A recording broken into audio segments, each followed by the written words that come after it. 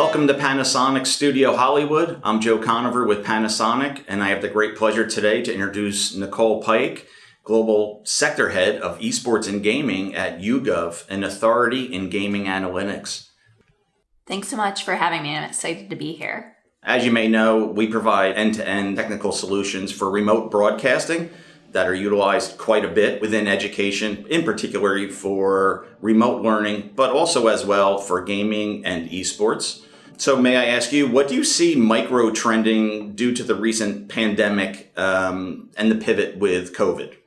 Yeah, and I almost feel like this is even more than micro at this point. I think that's kind of one of the things that will be interesting to see moving forward is this just kind of a temporary change that's happening, or is it really going to forever change how we're interacting with gaming, esports, tech, and especially in context of education? I tend to lean toward the latter, but I think one of the key things that we're seeing actually across age groups, but certainly in higher education, is just more comfort with using technology as a tool to connect with students, and in many cases as a way to help to enhance their overall educational experience. Along those lines, I think that's given us the opportunity to really bring technology forward for remote learning in particular, and then of course with the growing trend that has been going on for some time within gaming and esports as well, and how these merge eventually, I think, is the most interesting aspect to that, and I think that's all being accelerated quite frequently right now. Totally agree, and I think it's interesting to see that this kind of rise of tech is also happening at a time in higher education where there's more just kind of foundational coursework being built into the curriculum around the gaming and esports industries. It's something that we've seen a ton of universities adopt. Obviously, there's a lot of kind of competitive gaming organizations where students are participating in that, but we're also seeing it creep into the classroom in terms of, every sports marketing class now has an entire segment, and a lot of times in a kind of hands-on portion for esports. We're seeing more and more schools have actual gaming or esports related diplomas or at least kind of focus areas for students. So I think it's exciting that now we kind of have that influx of technology coming in where it won't just be potentially students learning through a textbook or a lecture about esports and gaming, but it really offers an opportunity moving forward for some hands-on interaction, especially among students who may not have otherwise had it, which is kind of cool for the whole industry in terms of the increased exposure that can bring. Yeah, I completely agree, and I think that again is one of the most interesting aspects of it. As we learn here, coming from a technology standpoint, as I mentioned, with the technologies we provide for these remote broadcasting and remote learning, now that it's out of classroom and facing that virtual audience, it's been real interesting. At Panasonic, we just recently had our own collegiate tournament on esports that was broadcast through our Panasonic AV Twitch channel. And, it was nice for us to be able to contribute to that as well and give a little to, the winners there for scholarships. So it's that blend of education and gaming. I think that is, certainly of interest and something that we're tracking here as it changes. On that point, as more institutions turn to remote learning and the technologies behind those that, we as a company and many do provide, and the investment in esports that's been ongoing, as you mentioned, I think what we're seeing here, as far as my point of view, is a higher level of learning and retention. And I think that retention in STEM, in one for particular, crosses a lot of boundaries, social, economic. Do you agree that the future of academia may be based in gamification? I think it's a huge component. If you think about different learning styles with students, I always kind of think about, okay, there's students who like lecture, there's students who like hands-on. And so this is, again, another way of catering to how certain students learn best and interjecting another potential learning medium. And I think, coming right alongside the fact that all the collegiate students today are digital natives, it's probably becoming, to your point, it's crossing more socioeconomic boundaries. It's not just the students who are hardcore coders and want to be engineers when they grow up and have been playing games on kind of PC builds since they were 10 years old kind of thing. Like, that's not just who gamification is now reaching. It's 70% of US adults today are gamers, and a higher percentage of teens and kids. So when you think about how that can start to unify people and become kind of a commonality in terms of helping people learn and retain, it's really exciting. Yeah, that's some surprising data there. 70% of adults, that's quite a bit more than I would assume at this point in time. It's really interesting how it's going to be utilized and how it's going to grow. And as you know, we at Panasonic provide a full solution, glass-to-glass solution, as we like to say, for remote broadcasting and remote learning for gaming and esports within education. We have everything from the media capture standpoint with our cameras, processing of the media with our new Kairos IP video processing system, and also the output of the media through our 4K displays and projection. As far as the technology standpoint goes, what is the emerging platform that you think is going to emerge here? What platform or delivery method do you think is going to be the future? I think, obviously we're seeing Twitch continuing, especially in the Western world, to dominate a lot of live esports and streamed gaming content. But YouTube Gaming just released its year-end recap, and its growth has been phenomenal, especially in several markets in APAC. We see that platform really having a strong hold. So, and then Facebook is even investing more and has seen some amazing growth. So I actually think that we could be moving into a scenario where there's a little bit more bifurcation of where media is broadcasted in esports and gaming, and rather than it kind of narrowing down to a more dominant platform, we may see a little more diversification, which I don't think is a bad thing,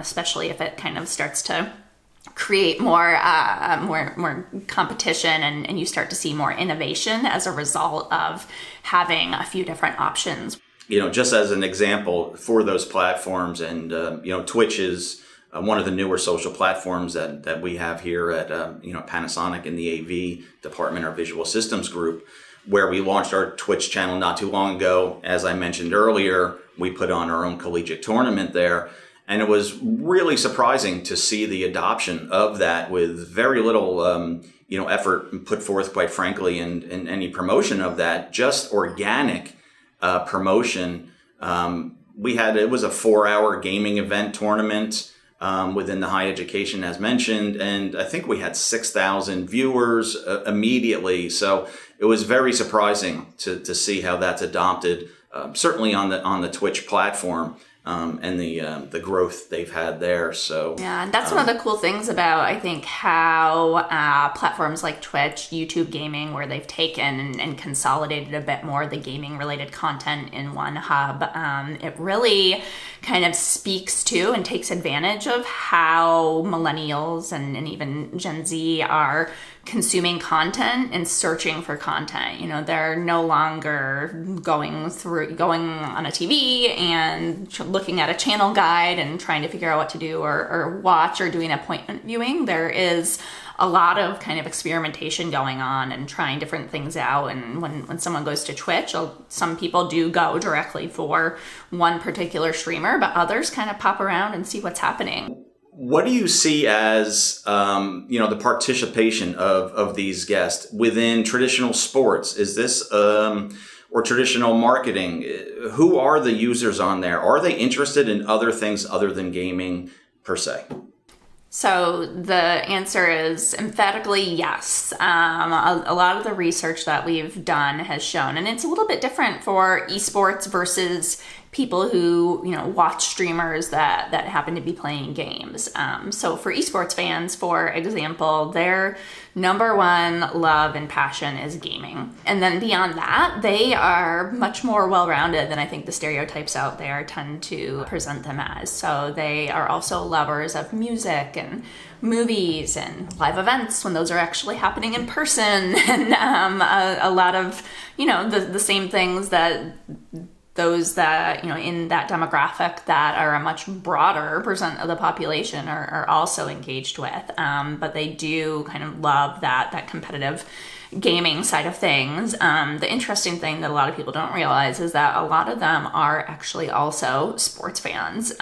So in many cases we see, I was actually just looking at this data yesterday for someone, looking at esports fans versus like males 18 to 34 that aren't esports fans, and their fandom for different traditional sports leagues, and for esports fans, in many cases, they're as high or higher, which kind of it breaks that myth that esports is reaching people who don't like sports. But what we do see happening is that those people are fans of sports, but are consuming sports content in very different ways than the general public used to, or in some cases still is. So they are not sitting on their couch on a Sunday and watching 10 hours of NFL football. They're checking out scores on Twitter. Maybe they've got a fantasy team, maybe not even that. They may be fans of a sport or a team because there's a favorite player that they also happen to follow on Instagram and Snapchat, and love the shoes that they wear or the social cause that they support. And because of that, they consider themselves fan of the sport as well, but they're actually following more the personality. So what we see is that these really kind of, standard ways of reaching people through big sporting events for the major leagues for younger demographics just aren't working anymore. But what we're seeing is that, a decent proportion of them are sitting and watching esports and gaming content for very long periods. Esports competitions are long. Streamers will, there's consistently 10 plus hour kind of streamathon type events. A lot of streamers, their normal stream time is 3 to 4 hours for any given session. So they have an attention span. They may be doing other things while they're watching, but their eyeballs are on totally different content than 10 or 15 years ago that demographics were. I'm glad to hear that there is an adoption. I think the passion is certainly there. There's a passion for all those things you spoke of product-wise. There's a passion for the gaming, as we just learned here. And we do know also there's a passion for the technology behind that, which, for Panasonic, that realization is there. I don't know if you know or not, but in the upcoming Tokyo Olympics, I believe we're going to have some sort of gaming aspect of that with some of our partners in Japan. So it's good to know that you have that data to back it up as we navigate this road between virtual gaming and then traditional sports, and technologies as well behind that. I think, one last thing just to kind of tie that all together and support what you said to kind of end on data, since we've been talking about it throughout, is I before this conversation took a look at a lot of the data we had around esports fans and gamers and their attitudes toward tech. And I think, it feels a little bit intuitive, but just the kind of emphatic response we get when we ask these consumers anything about tech, whether it's, are you early adopters? Do people look at you for tech decisions? Do you feel that tech is the solution to a lot of the world's problems? They are much more likely to respond positively to statements and ideas like that. So, and then combining that with increased accessibility, which is what they're used to on everything else these days, right? Kind of, being able to instantly do something or see something or find something, and to kind of, put tech, high tech in their hands instantly is just really meeting them exactly where they are and with what they care about. So really exciting to see what you guys are doing, and I'm excited to see how that moves everything forward in the future. So Nicole, I'd like to thank you for your time here today in our discussion, and all the work at YouGov, for the great information you provide and the data that's available. I'd like to ask everybody here today to please reach out to YouGov and Nicole. We're going to provide some links for that information, and subscribe to the Panasonic AV Solutions Twitch channel would be wonderful, and reach directly out to your local Panasonic trusted advisor for any questions that may arise for any of the Panasonic products that you see here today, as well as the remote broadcasting and technologies that we provide for gaming and esports. So Nicole, thank you so much for joining us here today. It was a pleasure speaking with you. I greatly appreciate your time in doing so. Likewise, thanks for letting me be part of the conversation. Of course. Thank you very much, and take care all. Thank you for joining us at Panasonic Hollywood Studio here.